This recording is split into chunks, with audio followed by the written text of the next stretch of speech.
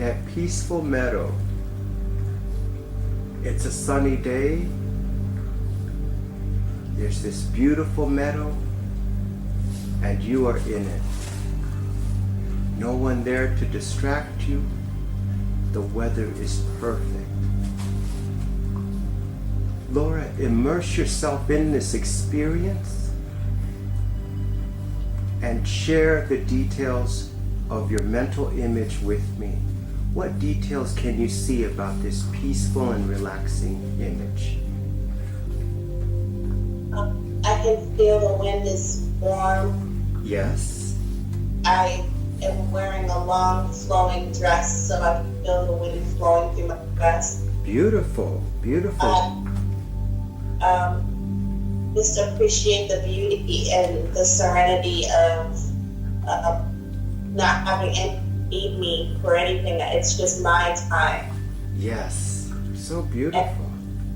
And that's what I feel. That is a fantastic feeling of freedom and peacefulness. What a beautiful image. I love that. And in your mind's eye, in this beautiful scene that you've created, look up into the sky and tell me, what is the weather like? Warm and sunny, but not cool, not cold at all. Beautiful, beautiful. Are there any clouds? The clear blue sky. Beautiful. I can see that clear blue sky. And as you look out towards the horizon of this landscape, what does that look like? It's like the unknown. Okay. And describe that. Describe that unknown. Is it just blank? I can see hills, but or mountains in the horizon. But that's not something I even want to look at. Oh, okay. And what do you want to look at? Just go moving forward, the flower and feeling the wind. Yes. Looking at the bright anxiety. Beautiful. And this beautiful flowing dress you're wearing, what color is it? Like, Yes, yes. yeah. Beautiful, beautiful. Was high school a fun place for you? It was tumultuous. And what made it tumultuous? Well, we had just moved from Boston to California. I started, and then my parents were divorced. So we ended up leaving my dad, and I switched high schools and started another high school. And that was really hard. Yes, yes, that is difficult. And in the divorce, did you live with your father, your mother? Or? I lived with my mom. Okay. How did the divorce affect you? It was really violent growing up. My dad beat my mother up a lot. He would beat my sister up a lot too, but he would never hit me. So I saw my mother, nose is broken, ribs broken, then my sister would jump in, and there was always police involved. And so when we moved to California and it started to get worse, I was always afraid that whenever he left, he was going to come back with a gun. So the divorce was good. It was like really violent to leave because like he laid down in front of the moving truck and asking us to instead of leaving, and it was just really a traumatic event to move and then to have to try to start a home high school. So once we left and I started the new high school, I found a boyfriend and I became like really attached to him, and I started a really serious relationship really too early in my life that I really stuck myself onto this guy. Yeah. Yeah. Okay. You wanted some stability and security, and so you reached for a relationship with a guy, but it was too early and it wasn't the right guy, right? Yeah, I was 16. I ended up moving in with him, getting pregnant. He hit me. It was a lot.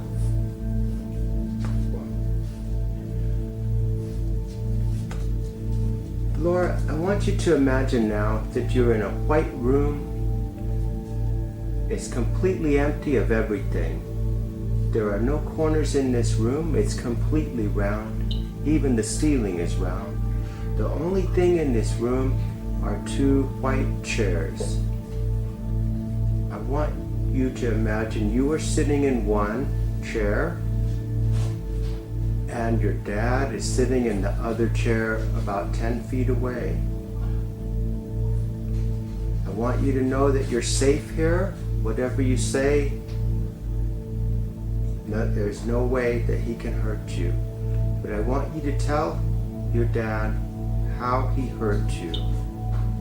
So you can begin by saying, Dad, you hurt me when?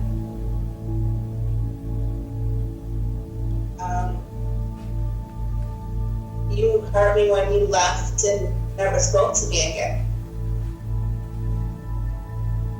And go on. That was just really hard to be a teenager, know that you could just leave and move on with another family and disregard me. Yes, that is extremely painful. Also, he hurt you when he hurt your mom, right?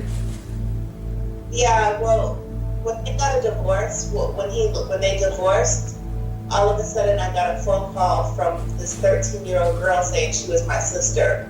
So I had a sister in Boston this whole time, growing up, that I never knew about, that he kept secret.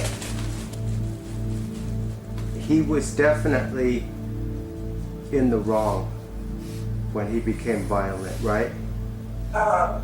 There was nothing that you did to deserve him abandoning you or for the violence to the other members of the family, right? Yeah, my mother was violent too, though. Like, cause I'm biracial. I'm black and I'm white. So my mother was white and my dad was black. Like, he'd be hitting her, and she'd call him a nigger. Like, at the top of her lungs, she'd be screaming nigger. And she has black daughters, you know. And that was wrong as well. Like, they were both. I feel like they were both they shouldn't have had us. Yeah, I agree. You know, we don't get to choose our parents, unfortunately, but we can reframe this into a healthy light, and you deserved to be treated with love as a child.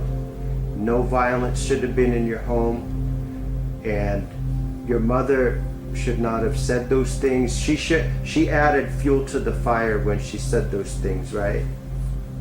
Yeah, on top of her telling me that she just had me because dad just wanted another baby. She never wanted me. That's why as soon as she had me at her tooth side. And she told me that I was crying when she said that. And she said, you know, if you were on fire, I wouldn't push on you. That's and I would. So me and my mom aren't close at all. That's a horrible thing to say. Mm-hmm. Were drugs involved? Huh? Were drugs involved? I think they did cocaine, because I remember one time going into the refrigerator and opening up like this silver package, and my dad yelled at me and said it was his nose medicine. Oh, okay. How about alcohol? Yeah, they drank, but it wasn't like they were alcoholics. I think when we moved to California, though, from Boston, they started drinking really heavy. And I was like 12, so I would start like taking Pepsi and spanking my Pepsi with their vodka and filling their vodka bottle with water. And I would be totally drunk in front of them, and they wouldn't even realize it. And I was doing that at like 12. And you were reaching for the vodka to ease the pain caused by the family, huh? Yeah. I didn't even know why I was doing it at that age. But now that I'm a mom of 4, if I ever thought of my kids doing that at age 12, I couldn't handle that. Right.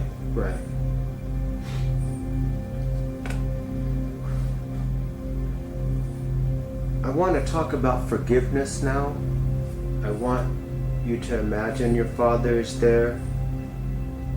This is not a condoning of what he did to you. What he did was very wrong, abandoning his daughter and letting his family suffer acts of violence and just cruelty and neglect. It's definitely all his fault. Do you agree with that? I think it's him and my mom's fault. Yes. Okay, let's put her in a chair right next to him, because she did some rotten things too. She made you lose your self-confidence and self-esteem. The things she said still hurt you today when you think about them. And so she's going to be in the second chair next to your father.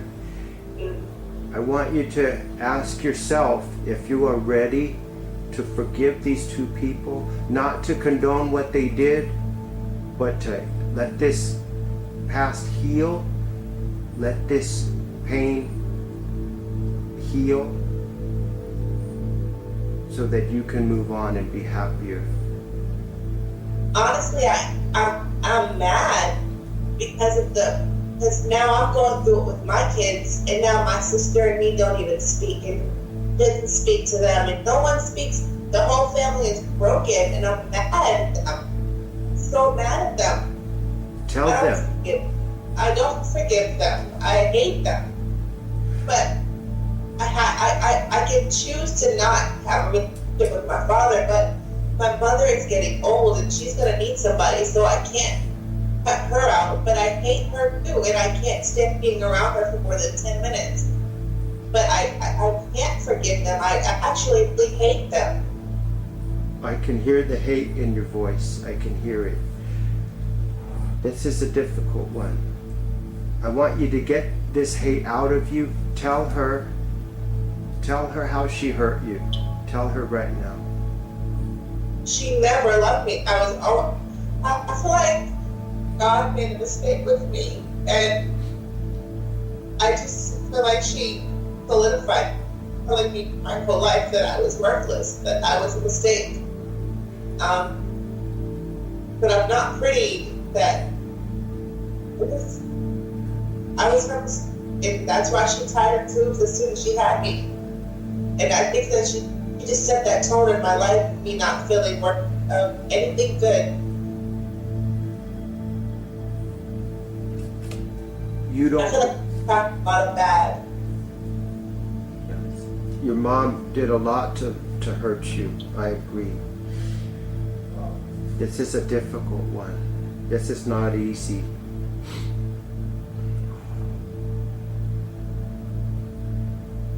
I don't feel you're ready to forgive her, huh? She hurt you too much. But at the same time, you're going to be caring for her soon? Yeah, she's in San Diego now, and she's looking for like a senior home to move back up closer to me. Okay. And it's ironic that she never cared about you, but you're one of the only people who care about her now, huh? Yeah, I'm the only person. You're the only person. She had nobody. Yes. I think what you're doing is an amazing thing. You are a really strong person with love in your heart. I want this love to shine stronger than the hate. She hurt you. There's no doubt about that. She was a rotten mother. But you are a fantastic daughter, because you don't abandon her, even though she kind of deserves it. And I am proud of the love you have for her. What is it about your mother, if anything, that you do admire? I was a horrible teenager. Like I told you, I moved in with my boyfriend when I was 16 and got pregnant, and he dropped me off over there in tears. He didn't want me to go through that. But she was divorcing my father, and so I know, so when I think back to that time, she was 40, and now I'm 40, and I can only imagine. And now I'm going through this with my kids, so I just feel like I put her through a lot as a teenager. The boys, the sex, all the things that I was putting her through while she was going through this divorce, because she was married to my dad for 27 years. So I can understand her balance of trying to deal with the divorce and deal with this teenage girl. Yes. And I can feel it because I'm in that same situation now. I can feel her conflict with that, and I can feel why she couldn't really handle me. And I can feel why I got pushed to the side a little bit. Yes, it was too much for her to deal with, right? Yeah. As you imagine her sitting in front of you next to your dad, what sort of reply would you imagine she would make to the statements that you just made? I would think that she would tell me that she's sorry and she loved me and never felt that thing. Really? Really? Does she speak to you friendly now? Yeah. But I can only talk to her for limited times because the conversation always turns. It turns negative, huh? Yeah. Yes. In fact, I think that you're a stronger person now because when someone else tries to hurt you, you're not going to allow it, huh? I do. I actually take it pretty good. Really? Oh, yeah. Okay. I want you to love yourself more and practice self-love. Self-love means that when someone's being abusive or negligent to you or not respecting your feelings and your needs, that you have to say no. You have to set boundaries. Can you do that? I try to fix it. I try to wrong, and I try to fix it. How I am my husband now, like I feel like he's all mad at me. I feel like that's always my fault, and I feel like I always have to fix it. I have to make everything right all the time. Because I hear him.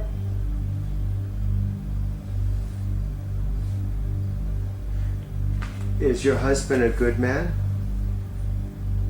I feel like he lies a lot. He lies. Is he faithful? I think so, but I don't know. I'm his third wife. He has 6 kids. I don't know. I mean, I feel like he is. He's with me a lot, but he's always on his phone, and I feel like he might be sending inappropriate messages to women or having, even on our wedding day, he was taking pictures of me with his phone, and he gave me the phone look at the picture, and a girl had texted him about how could he do this to her. He just told her he loved her the other day. So no one could explain to me what that meant. Like, I tried to get her on the phone. No one could explain. She was just like, I didn't say we had a relationship. I just said we had a friendship, and I didn't want him to marry you. But there's been so many other women pop up. And I know we're in our 40s and we've had past relationships, before, but I just never trust fully that he is being totally honest with me about anything, whether it be women, money, where he is, anything. And I feel like I might have made a mistake marrying him. How long have you been married? Since July. Oh, that's very recent. And you have one child with him? I have no children with him. Oh, okay. Okay. Did you have reservations before the wedding? Yes, but I wanted to be married so badly because I wanted to be able to move on from my last marriage of 15 years. He abused me so bad, and he told me that no man would ever love me, and that they would just want to have sex with me, and no man would ever love me. And I wanted to find another man to marry me so badly to prove him wrong, to show him that somebody would be worthy to love me. Yes. Yes. We are going to work on your feelings of self-worth. Your self-worth does not come from the opinions of your mother, your father, or even your husband.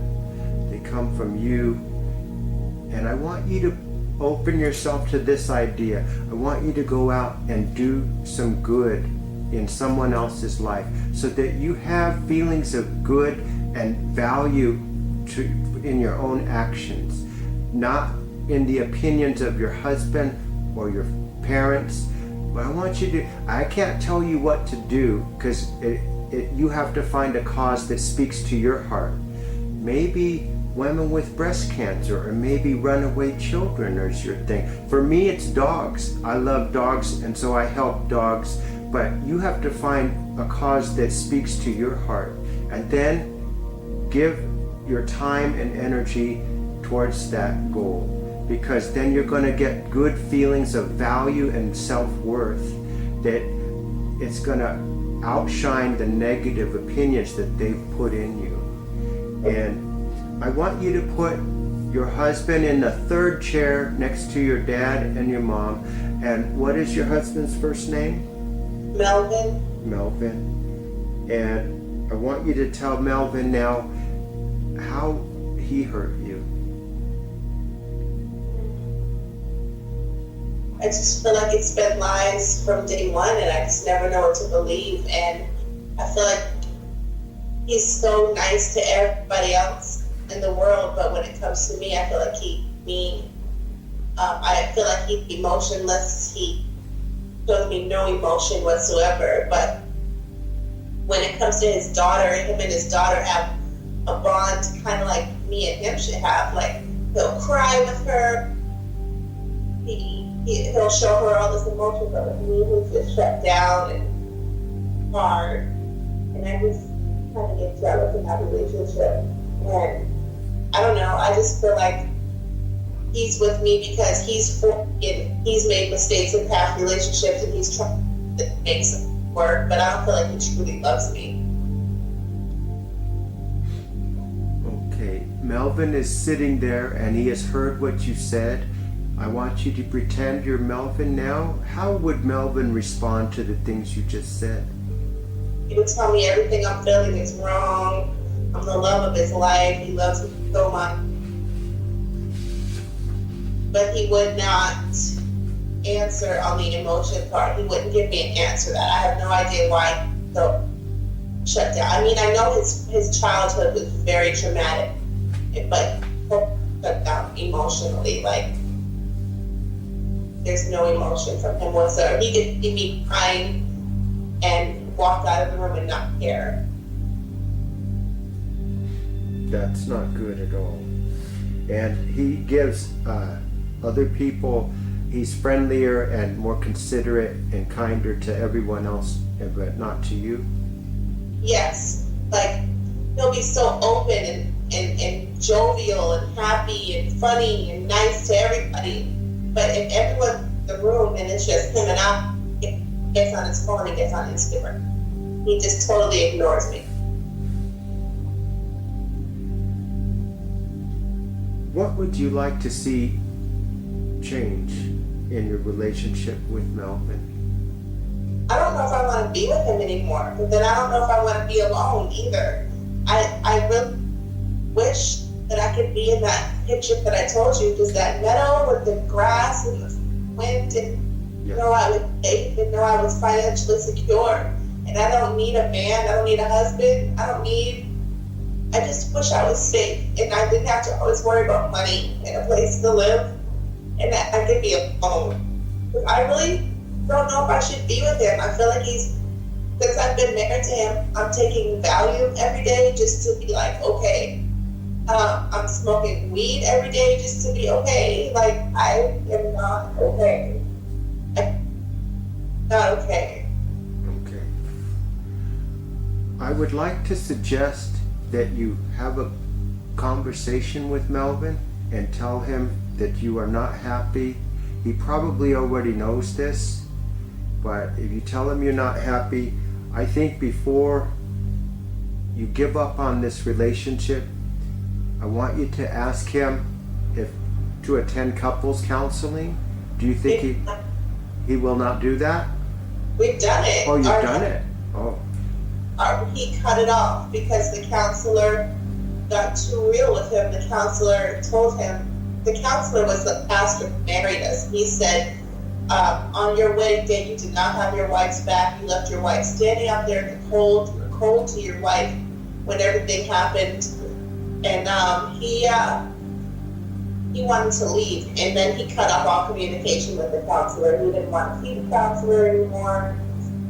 We don't do that anymore. There's no more counseling. He feels like he doesn't need it.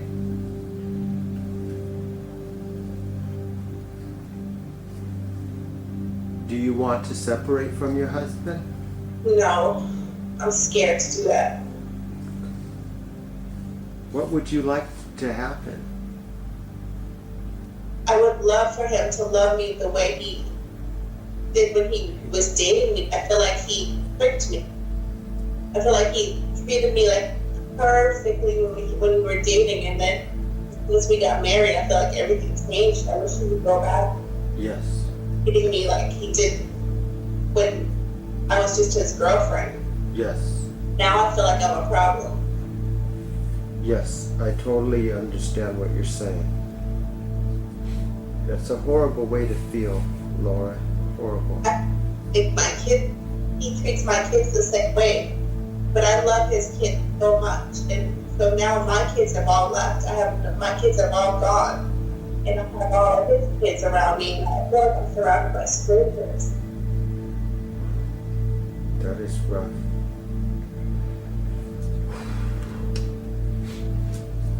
Laura, we don't have enough time to do more healing, but I want you to imagine your mother, your father, and your husband. See them there, and we're going to return to these past events in a next session and do some more healing. We're going to let this stuff out. We're going to find a way to get past it. I would like to see you open a dialogue of healing with your mother. Is that possible? Is she open to that? Yeah. Okay, let's start with that, okay? When's the next time you're going to see Mom? Oh, probably not to my son's graduation, but we talk every week on the phone. Good, good. Okay, on the phone is just fine.